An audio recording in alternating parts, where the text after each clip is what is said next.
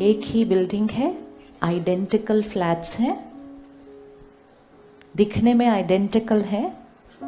Suppose हर flat के अंदर सामान भी आइडेंटिकल पड़ा हुआ है, लेकिन एनर्जी हर घर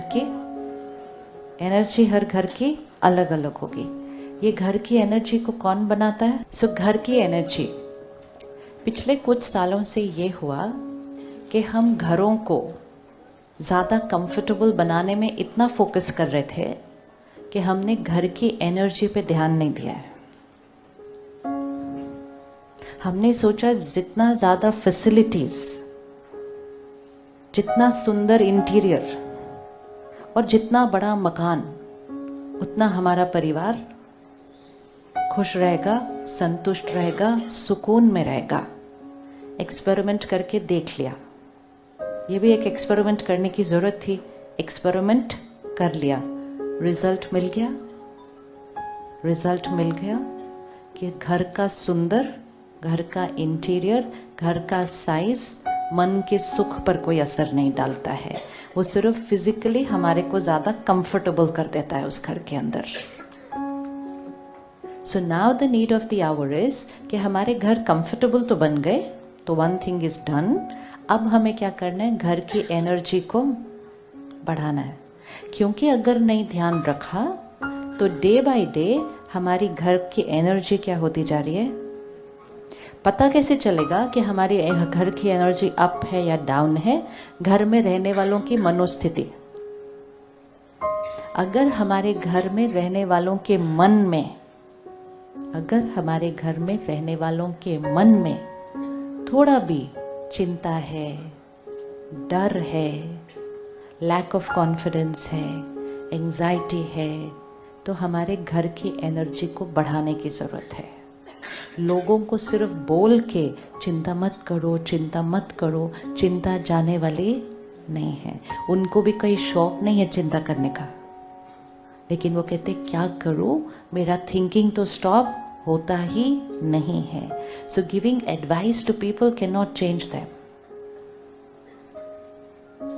2 महीने बाद एग्जाम्स आएंगे, बच्चों को टेंशन होगी। पेरेंट बोलता है डोंट गेट टेंस्ड। ये डोंट गेट टेंस्ड बोलने से कुछ हो नहीं सकता। अगर हमें उनकी टेंशन खत्म करनी है, अगर हमें उनकी एंजाइटी खत्म करनी है, हमें घर की एक ऐसी एनर्जी बनानी है कि जो उस घर में एंटर होगा वो ऐसे हो जाएगा।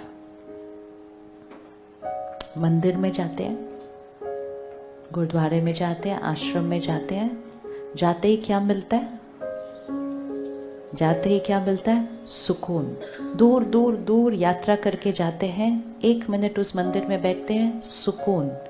उस मंदिर की एनर्जी क्यों हाई है? वो मंदिर भी एक बिल्डिंग है।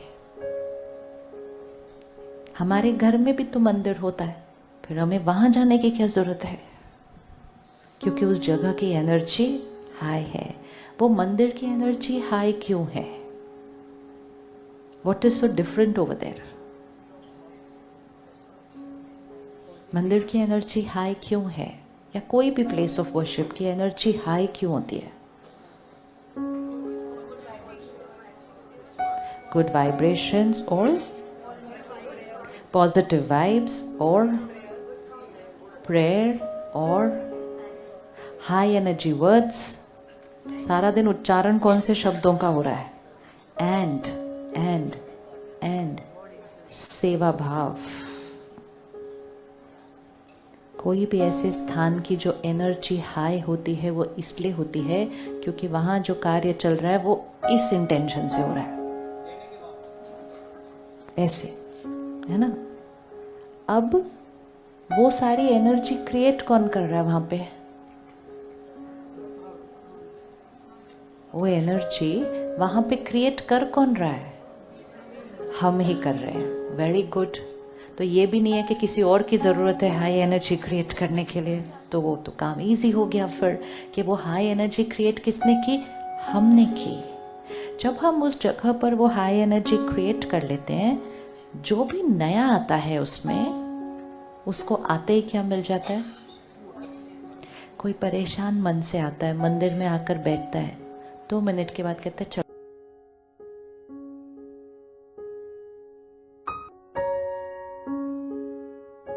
लो, मुझे आंसर मिल गया, मुझे क्या करना है। कोई डर में आता है, थोड़ी देर बैठता है, कहता है now I am powerful, I will be able to do, जो करना है। तो उस मंदिर के, उस प्लेस के वाइब्रेशन ने क्या कर दिया? ज्ञान नहीं दिया, एडवाइस नहीं दी, शक्ति दी है, पावर दी है।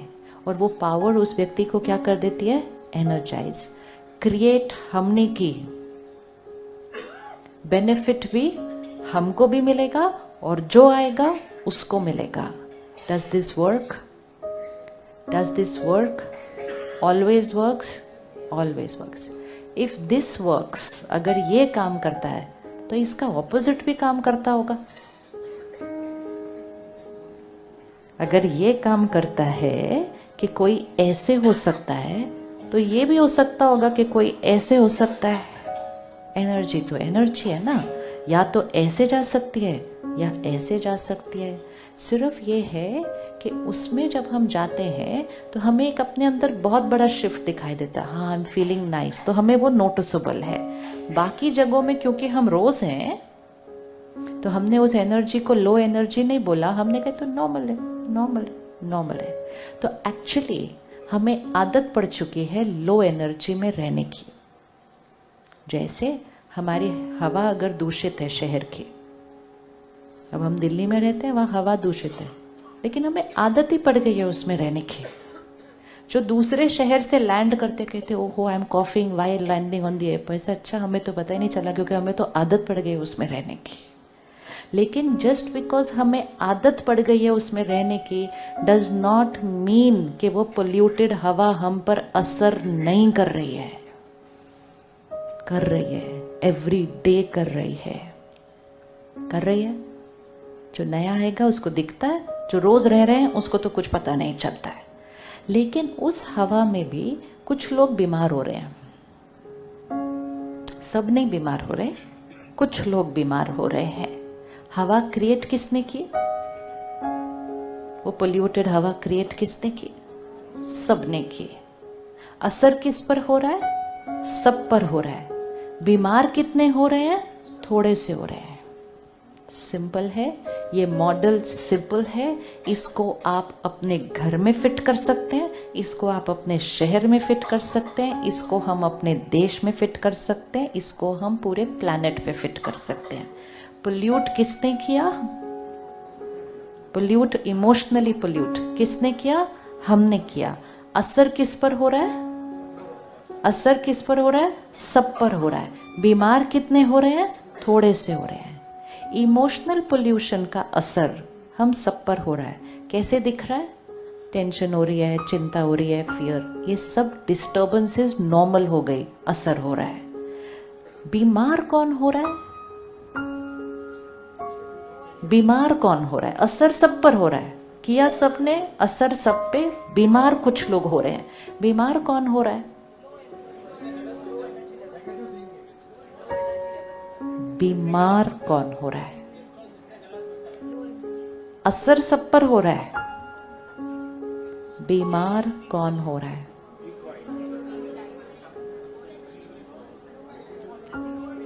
हर रोज सुबह उठकर जब अखबार पढ़ते हैं और सुनते हैं, देखते हैं, इसने ऐसा कर दिया, उन्होंने ऐसा कर दिया, वो स्टूडेंट्स ने ऐसा कर दिया, वो सारे वो हैं जो इस दूषित हवा की वजह से, इस दूषित हवा की वजह से बीमार हो रहे हैं। बीमार हो रहे हैं मतलब नेगेटिविटी सिर्फ मन में नहीं, अब अग्रेशन, फियर, इनसिक्योरिटी सिर्फ मन में नहीं है, सिर्फ वर्ड्स में नहीं है, अब वो इस तरह से बिहेवियर्स में आने लग गई है। लेकिन जब हम वो बातें भी सुनते हैं तो हम बैठ के बोलते हैं ये लोग देखो कैसे कर रहे हैं, and then we want them to change, कि ये बदलें। अब ये कैसे बदलें? तो उसके लिए सरकार कुछ करे, ये कुछ करे, वो कुछ करे। The finger is never coming on, the finger is never coming on. क्या समाज का कोई भी एक वर्ग पूरे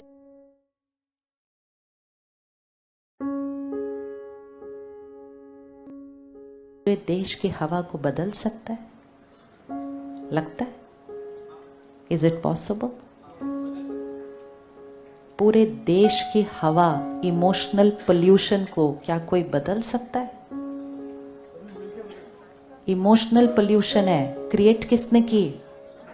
हमने की। ठीक कौन करेगा? हम करेंगे। सिर्फ शोर मचा के, जोर से बोल के, क्रिटिसाइज करके, कंप्लेन करके, नीचे खींच के और उनका भी मजाक उड़ा के हवा को साफ करने की बजाय, हवा को साफ करने की बजाय कई गुना ज्यादा उसको पोल्यूट कर देते हैं और फिर उसी हवा में रहना पड़ता है। अब इसको घर पे ले आओ। घर की एनर्जी को सब अपनी अपनी थोड़ी थोड़ी कमजोरियों के साथ दूषित करते हैं। असर घर में रहने वालों में सब पर पड़ता है। बीमार घर में कोई एक होता है, मतलब कोई ज्यादा रिएक्टिव हो जाता है, कोई रूडली बोलना शुरू कर देता है, कोई बहुत एंजाइटी में हो जाता है, किसी को पैनिक हो जाता है। बीमार कोई एक पड़ता है, दूषित सबने किया था, असर सब पे पड़ रहा है। और जब कोई एक बीमार होता है तो बाकी सब पर असर और ज्यादा पड़ जाता है। जब वो और ज्यादा पड़ जाते हैं, घर की एनर्जी और डाउन हो जाती है। जब और डाउन हो जाती है, जो बीमार था वो और बीमार हो जाता है। और अगर अभी भी हमने इसको कुछ नहीं किया तो ये डे बाय डे क्या होता जाएगा? Unpredictable things are going to happen because we have no idea कि हम कितनी लो एनर्जी में जी रहे हैं। अगर प्लेस ऑफ वर्शिप की एनर्जी किसी को सुकून दे सकती है तो एनर्जी ऑफ टर्ब्यूलेंस किसी के सुकून को खत्म कर सकती है। होता है कि नहीं? कभी एकदम शांत मन से कहीं जाते हैं और कहीं जाने के बाद लगता है यहाँ आके तो माइंड ही डिस्टर्ब हो गया हमारा। होता है या नहीं होता है ऐसा? तो सुकून को खत्म कर दिया किसी के। तो ये समय है, अब एक चीज को प्रायोरिटी बना लीजिए। मेरे घर की एनर्जी, मेरे घर की एनर्जी हाई होनी चाहिए। इतनी हाई होनी चाहिए कि जो आपके घर में एंटर करे, गेस्ट भी आए ना, वो ये आके नहीं बोले ये शो पीस बहुत सुंदर है, ये बहुत सुंदर, वो आके बोले क्या इतनी अच्छी वाइब्रेशन है, यहाँ आते ही मेरा मन शांत हो गया। Then we have achieved what we wanted. ध्यान जाए ना सामान के ऊपर, पहला ध्यान किस पर जाए? बहुत ज्यादा फोकस हो गया सिर्फ उन्हीं बातों पे जो दिखती हैं, और जो नहीं दिखती हैं that is completely being ignored. हमारा मन अगर खुश नहीं तो कंफर्टेबल घर में भी हम खुश नहीं। हमारे रिश्ते अगर स्ट्रॉन्ग नहीं तो हम कंफर्टेबल भी घर में खुश नहीं। अगर हमारा मन खुश नहीं तो सबसे अच्छा सामान होके भी बॉडी हेल्दी नहीं। तो सबसे इंपॉर्टेंट पार्ट ऑफ लाइफ को इग्नोर किया गया है। अब नया साल मतलब इसी चीज को अपनी लाइफ का सबसे इंपॉर्टेंट पार्ट बना दीजिए। Priority of the house, priority of the family, priority of me is going to be emotional health. क्यों? ऑलरेडी इस साल WHO ने कहा हमारा देश डिप्रेशन में नंबर 1 है। तो अब वो इमोशनल हेल्थ पे भी रही नहीं बात, वो मेंटल हेल्थ पे आ गई। अभी भी नहीं करेंगे तो अगले 2 साल में कौन सा स्टैटिस्टिक्स हो जाएगा फिर? आज 1 in 4 नहीं ध्यान रखा, 2-3 साल बाद 1 in 2 हो जाएगा। सब कुछ होगा लेकिन एंजॉय नहीं कर पाएंगे। We don't want our life to reach that stage. So it's important we take charge of life back again. नहीं तो वो हमारे हाथ से क्या होती जाएगी? स्लिप ऑफ हो जाएगी। क्यों स्लिप ऑफ हो जाएगी? क्योंकि ये हमारे कंट्रोल में नहीं है। अब अगर हमें अपनी घर की एनर्जी को प्रायोरिटी बनाना हो, रूम फ्रेशनर स्प्रे करने की जरूरत नहीं पड़ेगी। सिर्फ यहां से अच्छी एनर्जी स्प्रे होनी चाहिए। घर की एनर्जी को हाई करना हो तो कौन सी चीजों को सफाई करनी पड़ेगी घर से? हाँ, तो कौन सी आदतें घर में से बाहर जाएगी?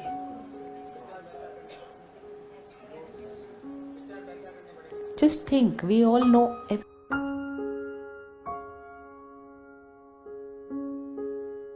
every answer. घर में से कौन सी वो पोल्यूशन वाली चीजें हैं जिनको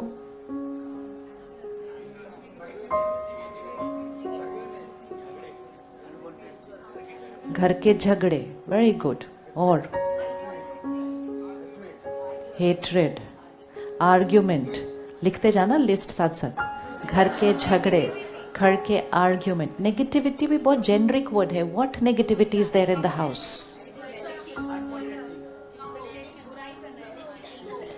वेरी गुड. एक दूसरे की वो वाले संस्कार पे फोकस करना जो हमें पसंद नहीं. ये ऐसे हैं, ये ऐसे हैं, ये ऐसे हैं, ये क्यों ऐसा करते हैं, ये क्यों बार बार मेरे साथ ही ऐसा करते हैं. उनका संस्कार उतनी एनर्जी लो नहीं करता जितना हमारी सोच उनके संस्कार के बारे में एनर्जी को लो करती है. And how much we think and talk about other people. How much we think and talk about other people.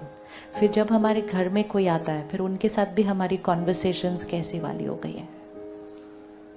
एक दिन सिर्फ अगर आप 1 घंटा किसी के साथ बात करने बैठे हैं, सिर्फ उस 1 घंटे के बाद चेक करना कितना part of the conversation was here and कितना part of the conversation was here. वो आए, 1 घंटे के बाद वो चले गए, हमारा घर दूषित हो गया.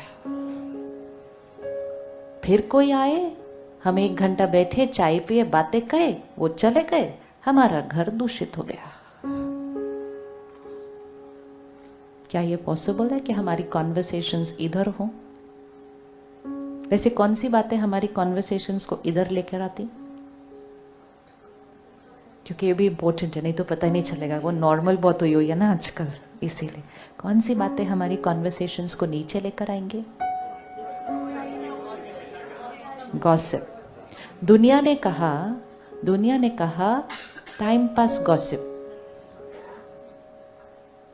टाइम पास कर रहे थे. गॉसिप जितनी टॉक्सिक चीज शायद ही कोई और होगी.